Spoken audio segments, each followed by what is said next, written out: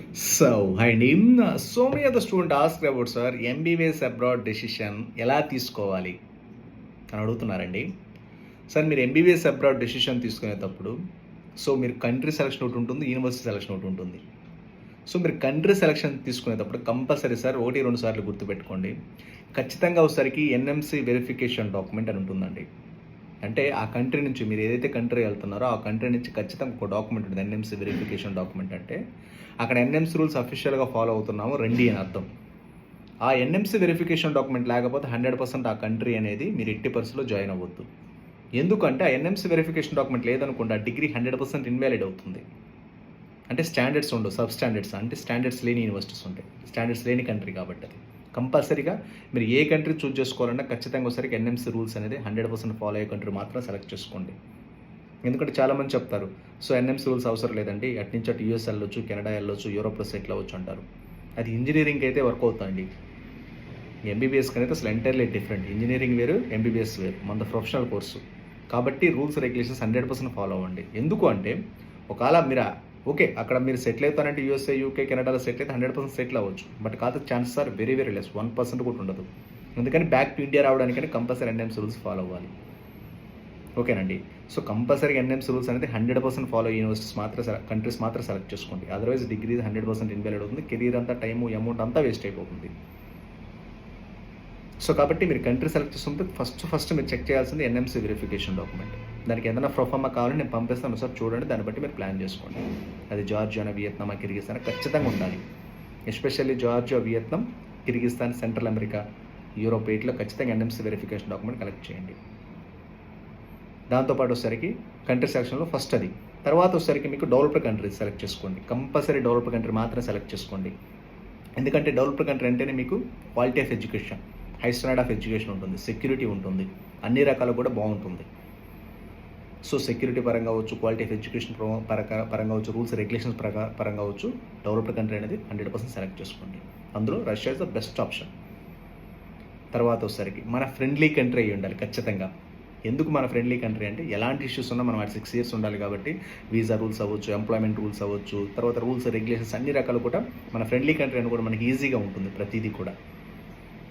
అందుకని అలా మీరు కంట్రీ సెలెక్ట్ చేసుకోవాలి.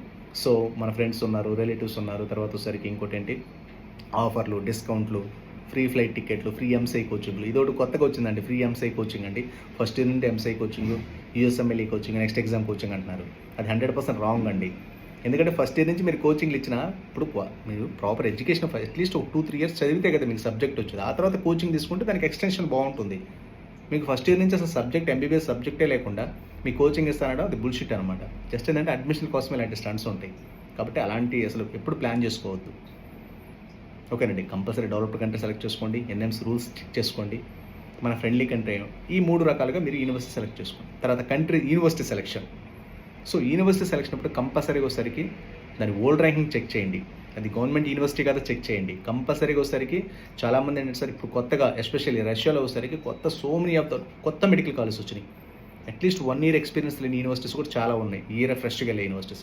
మీరు అట్లీస్ట్ ఒక యూనివర్సిటీ సెలెక్ట్ చేసుకున్నప్పుడు అది అసలు ఎన్ని సంవత్సరాలు పెట్టారు ఆ యూనివర్సిటీ, అసలు ఎంత ఎక్స్పీరియన్స్ ఉంది, అసలు ఎన్ని ఇంటర్నేషనల్ స్టూడెంట్స్ బ్యాచెస్ బయటకు వచ్చినాయి, దాని ఓల్డ్ ర్యాంకింగ్ ఏంటి, అసలు అది state university, federal university, national research university. కంపల్సరీగా మీరు రష్యా అంటే సార్ కంపల్సరీగా మీరు బడ్జెట్ ఒక 25 lakhs మినిమం ఉంటేనే రష్యా ప్లాన్ చేసుకోండి. ఎందుకంటే వాటిలో మాత్రం మీకు రూల్స్ రెగ్యులేషన్స్ స్టాండర్డ్స్ అన్నీ పర్ఫెక్ట్గా ఉంటాయి. కంపల్సరీగా either go for federal universities or public research universities or national research universities. National research university మీకు ఇంకా మీరు public research university or national research high end universities అండి. మీకు బడ్జెట్ యావరేజ్గా 25 to 30 lakhs including food and accommodation అవుతుంది.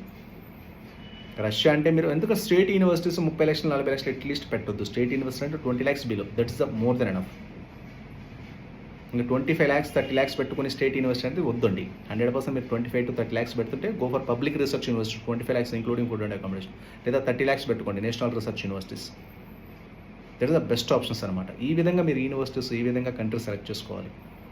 Especially రష్యాలో సరికి లో budget universities don't join the low budget universities. ఎందుకంటే అక్కడ మీకు రూల్స్ రెగ్యులేషన్స్ ఏమీ ఉండవు, అడ్మిషన్ వరకే, తర్వాత ఫర్దర్గా ఏమీ ఉండదు. కాబట్టి 1-2 సార్లు మీరు చెక్ చేసుకోండి. ఎందుకంటే ఇప్పుడు మీరు తీసుకున్న డెసిషన్ బట్టి టోటల్ లైఫ్ అంతా డిపెండ్ అయి ఉంటుంది. రేపు నెక్స్ట్ ఎగ్జామ్ అవ్వచ్చు, లేకపోతే యూఎస్ఎంఎల్ఏ అవ్వచ్చు, లేకపోతే ఇండియా వచ్చి ప్రాక్టీస్ చేసుకోవాలన్నా ప్రాపర్ సబ్జెక్టు ప్రాపర్ అనేది కంపల్సరీ ఉండాలి. మీరు ప్రాపర్ సబ్జెక్ట్ లేకుండా వచ్చినా నెక్స్ట్ ఎగ్జామ్ క్రాక్ చేయలేరు. ఎందుకంటే నెక్స్ట్ ఎగ్జామ్ అవ్వచ్చు, యూఎస్ఎంఎల్ఏ అవ్వచ్చు, ఇవన్నీ వచ్చేసరికి హై క్వాలిటీ ఆఫ్ ఎడ్యుకేషన్ ఉండాలి, హై స్టాండర్డ్ ఆఫ్ ఎడ్యుకేషన్ ఉండాలి, ప్రాపర్ క్లినికల్ ఎక్స్పోజర్ ఉండాలి. మంచి సబ్జెక్ట్ ఉంటే ఇవన్నీ క్రాక్ చేయగలుగుతారు. లేదంటే మాత్రం హైలీ ఇంపాసిబుల్. పెట్టిన డబ్బులు, టైం అంతా ఎవ్రీథింగ్ అంతా వేస్ట్ అవుతుంది. ఓకేనా? 1-2 సార్లు మీరు చెక్ చేసుకోండి. ఏదైనా డౌట్స్ ఉంటే నాకు వాట్సాప్ చేయండి. ఓకేనా? రైట్ నో రష్యాలో మంచి university, budget universities, under budget 20 lakhs 30 lakhs universities right నా అవైలబుల్ ఉన్నాయి. ఎవరైనా రిజర్వ్ చేసుకోవాలంటే చేసి పెట్టుకోండి. Okay, thank you very much.